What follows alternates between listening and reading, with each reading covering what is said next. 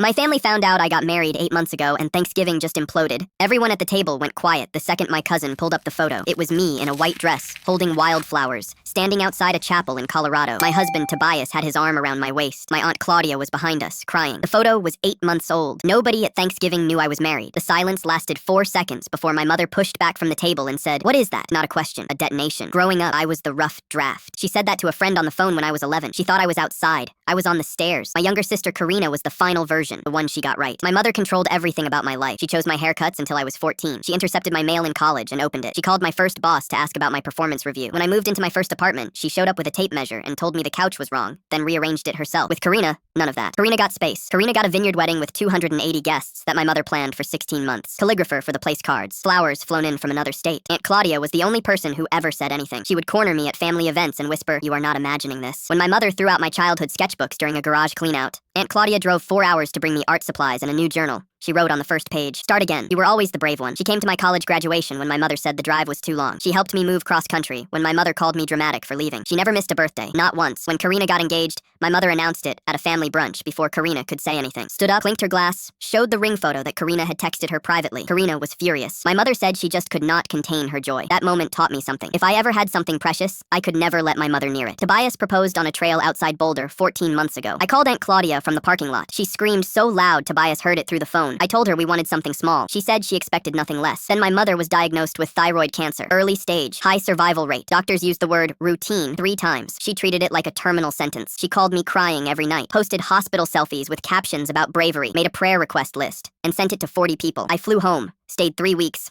went to every appointment. But Tobias and I had already picked our date, the anniversary of the day we met. The courthouse in Boulder had an opening. Aunt Claudia booked her flight. I did not tell my mother, not because I was ashamed, because I knew what she would do. She would make my wedding about her cancer. She would demand I postpone. She would cry about being excluded, not about my happiness. So the morning of her procedure, I told her I had to run an errand. Kissed her forehead. Tobias and I drove to the courthouse. Aunt Claudia met us on the steps with sunflowers. The ceremony took 12 minutes. I cried during the vows. Aunt Claudia took one photo. It was the happiest day of my life. That evening, I was back at the hospital. Surgery went perfectly. She never knew. 8 months of being quietly married. Then my cousin found the photo. Aunt Claudia had posted it in an album she thought was private. My mother's chair scraped the floor. "You got married while I had cancer?" Karina texted under the table. "Mom is literally shaking. Fix this." My uncle called that night. "Your mother has been through enough. This was cruel." My mother's friend left a voicemail. "She was fighting for her life, and you were playing bride." My grandmother sighed into the phone for 10 seconds before saying, "Your mother deserved better." Then my mother called. Not to ask about Tobias, not to ask about the wedding, not to ask if I was happy. She said, "Everyone is asking me about your wedding, and I had to find out from a photo. I had cancer. I was fighting for my life, and you were off getting married like you are ashamed of us." I said, "Mom, do you want to meet Tobias?" She said, "That is not the point, and you know it."